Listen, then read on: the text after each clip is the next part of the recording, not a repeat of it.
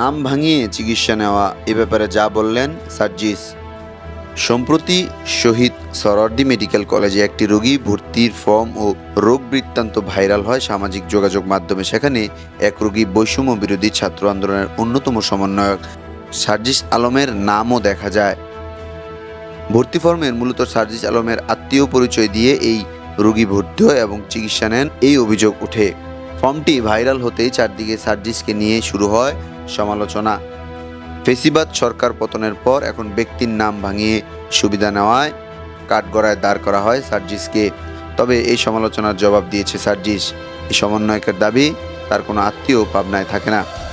Suhrawardy medical কলেজের এক doctor রোগীর ফর্মটি ফেসবুকে আপ দিয়ে তিনি বলেন, আমি একজন ডাক্তার হিসেবে প্রচণ্ড কষ্ট পেলাম সোহরাওয়ার্দী মেডিকেল কলেজের এই ভর্তি ফর্মটি দেখে। ছাত্র জনতার গণ অভ্যুত্থান এভাবে নষ্ট হতে পারে না। সেই কমেন্টের জবাবে সার্জিস লেখেন, আমার পুরো বংশ থেকেও পাবনাতে থাকে না, এটা যে করেছে তাকে আমি চিনি না। আমরা যদি নিজের ন্যূনতম ব্যক্তিত্ব মাথায় রেখে মানুষের নাম ভাঙিয়ে চলার অভ্যাস থেকে বের হয়ে না আসতে পারি, তাহলে পরিবর্তন কিভাবে হবে?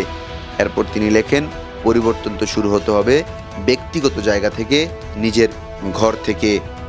আজকের কথা থেকে মাহমুদ হাসান।